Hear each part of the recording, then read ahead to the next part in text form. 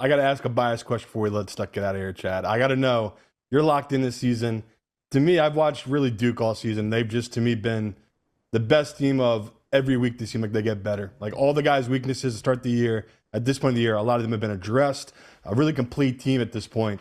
Who is your model, or what guys you're talking to are saying this is the one team that can stop them in this tournament? This is the best team left matchup wise against this Duke team. Because right now, across the board, it feels like, people are talking about Florida and stuff like that, but you saw in that Connecticut game, Florida got tight. And it's like, I'm interested in your perspective of what team left will give Duke their biggest issues. Yeah,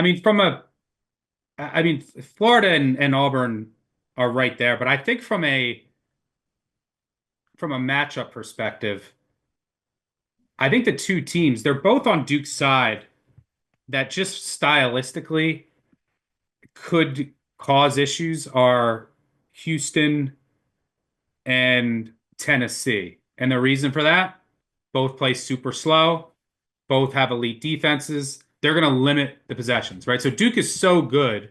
You don't want to get into a game where you're playing up and down against them, where their talent will probably eventually win out.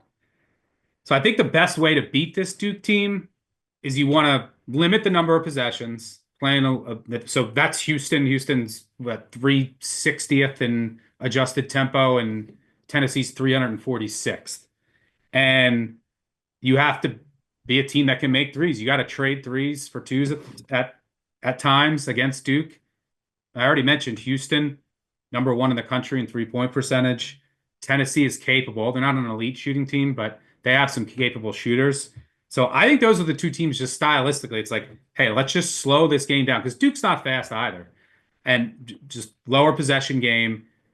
Physicality at certain positions might be something that can give Duke issues, and that's what Tennessee and Houston have. We saw that against Clemson.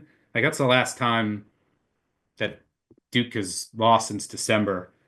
So I think those are the two teams because of their how they play, because of their defenses, and then because of their ability to hit some outside shots, that they might give Duke the most interesting game.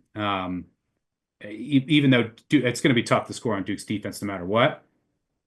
Those are the two most intriguing matchups to me. Now, the way that it's going to play out is one of those teams is going to get knocked out. If they both win, they'll play each other. But that could be a really intriguing Final Four matchup. I love that we are ending this Duke heavy because, look, I love the team. To me, they're the most exciting team. I have the same feeling stuck that you do. There's something UConn-esque about the way they're playing and dominating that you just sort of you lose in the noise of the tournament. Like if you're not really paying attention, all of a sudden it becomes clear who the best team is, and I think they're sort of separating a little bit.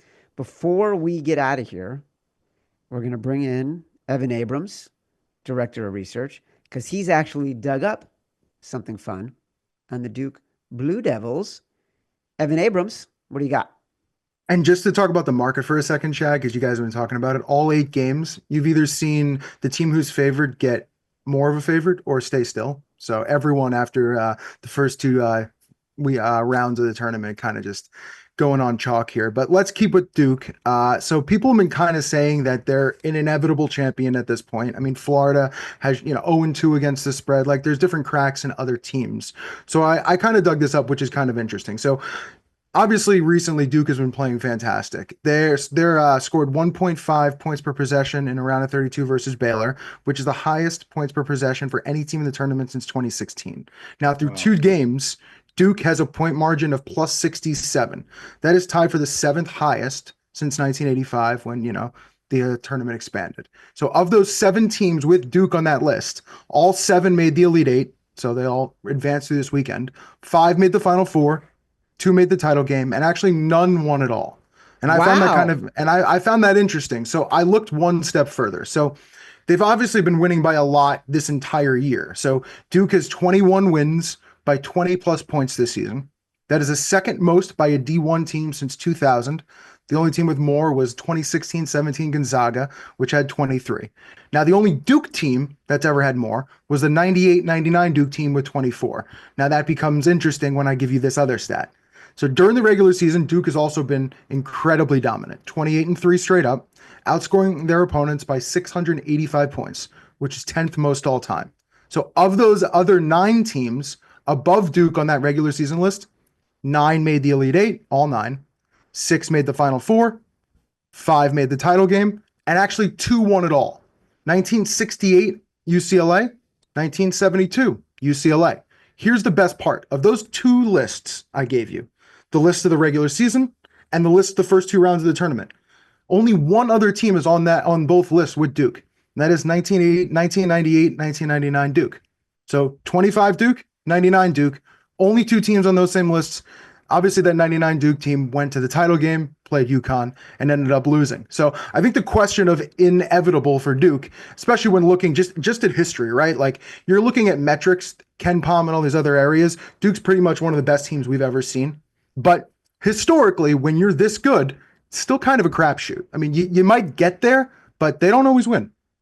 The That is why- best team on KenPom is that 99 Duke team by far. Yeah, that's They're true. better than this year's team, and yeah, they lost to UConn as like 10-point.